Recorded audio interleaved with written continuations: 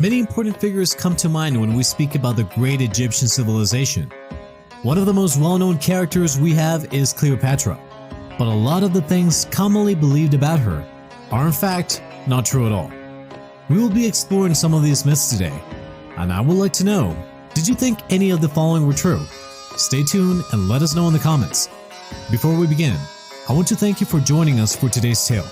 Now grab yourselves a cup of mead, sit back and relax. The tale is about to begin.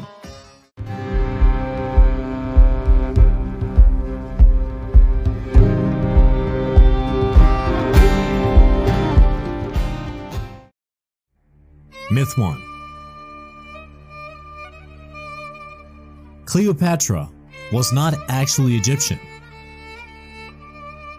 Many people have this idea that Cleopatra was Egyptian, but in reality, she hailed from Macedonian Greece.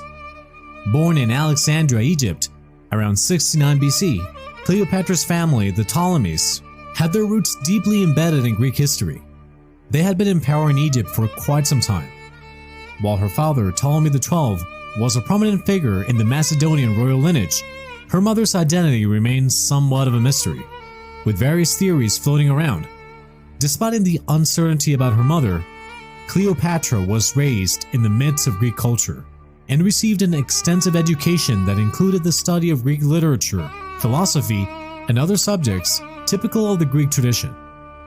One remarkable aspect of Cleopatra's education was her proficiency in languages. She was fluent in about 9 languages, including Egyptian, Greek, and Latin, among others. This linguistic prowess showcased not only her intellectual depth, but also her adaptability to different cultures. Even though Cleopatra was born in Egypt and ruled as its queen, her Greek heritage greatly influenced her worldview.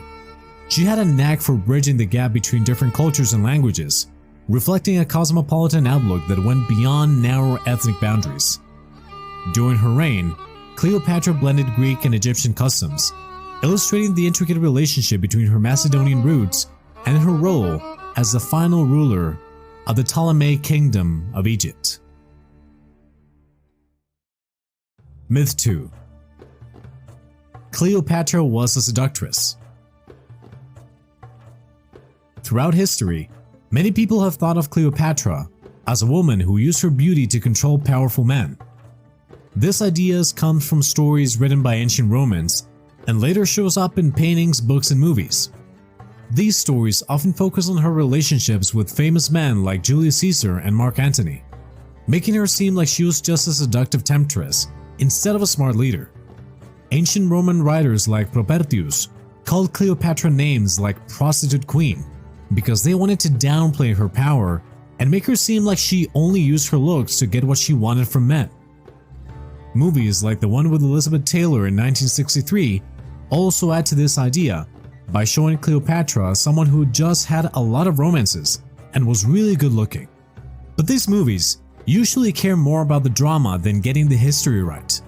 But in truth, Cleopatra's relationships with Julius Caesar and Mark Antony were more about politics than romance. She was really smart and knew how to talk to these Roman leaders to protect Egypt and her own power. Myth 3. Cleopatra didn't hit the like and subscribe button for my channel. She absolutely did, and you should too. It's a small button and it helps tremendously.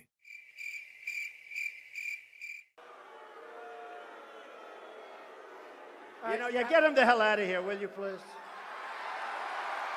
Get him out of here. Throw him out.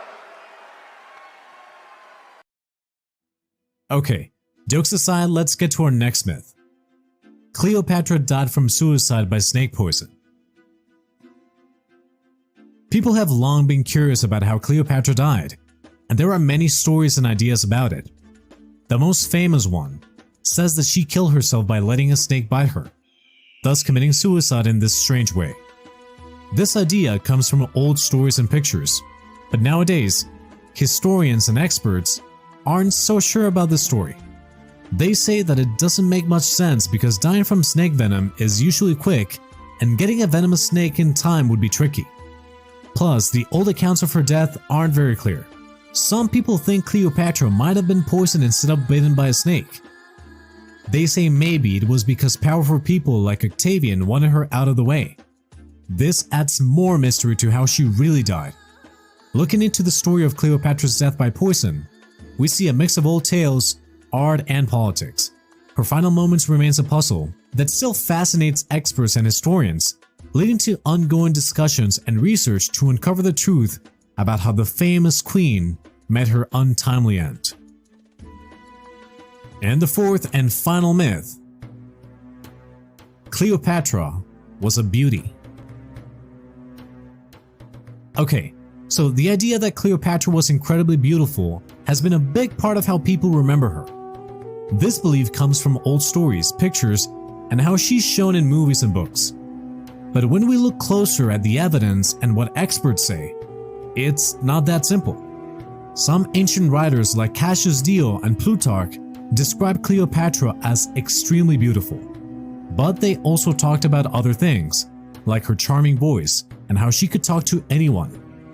They thought her attractiveness was more about her wits than just looks. Also, when we look at old coins and other things from Cleopatra's time, we see different pictures of her. Some depictions of her are shown to have certain masculine and rugged features. Now, there are many definitions of beauty, and that is ultimately in the eye of the beholder.